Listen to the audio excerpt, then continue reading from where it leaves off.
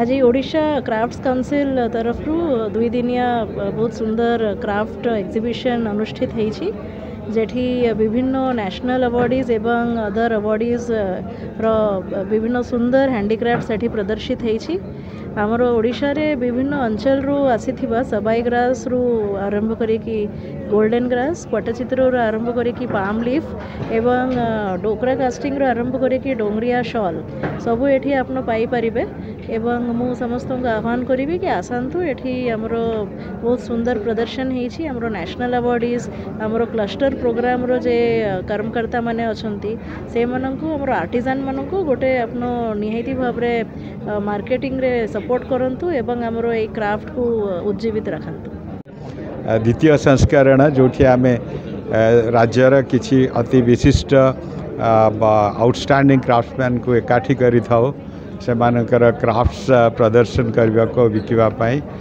मु आशा करुच्ची आपण मैंने बहु संख्यार आसी यार लाभ ने क्राफ्ट काउंसिल ऑफ ओडिशा सरकार का सहित हैंडीक्राफ्ट और हैंडलूम रो विकास पाई सब बेले काम करी आपण मैंने देखी पारे ये टेक्सटाइल क्राफ्ट अच्छी जपरी इकत अच्छी पिपली आप्लिक अच्छी स्टोन क्राफ्ट अच्छी वुड क्राफ्ट अच्छी पट्टचित्र अच्छी विभिन्न राज्यर विभिन्न स्थान आसीथिबा पट्टचित्र अच्छी ट्राइबल क्राफ्ट मध्य अच्छी आप माने सब प्रकार 2 दिन पाई अच्छी एवं आज आउ काली ए प्रदर्शनी खोला। मन संतोष कुमार ओझा मो 2013 स्टेट अवार्ड वुड कार्विंग रे आउ काम तो भल भल कामटे सम्मान अच्छी आउ सरकार टिके प्रोत्साहन टी अधिक हेले एग्जिबिशन तो दौरान ठीक अच्छे किंतु मोर गोटे मनर गोटे अभिलाष अच्छी जो गोटे प्रोडक्शन सेक्टर जदि सरकार करते आमको सुविधा होता एवं माने आउटलेज आउट सोर्स रे सेलिंगटा सरकार स्तर में जदि होता आमको टी सुविधा होता। मो बुध गणेश मोर तो स्टेट आउट होता अनंत नारायण रे आउ बुध गणेश ट्रेडिशनल उपरे आउ बर्तमान यूटिलिटी हिसाब रे दी तरफ काम होउछि तेणु भल चली डिमांड भी अच्छी भल कोणार्क चक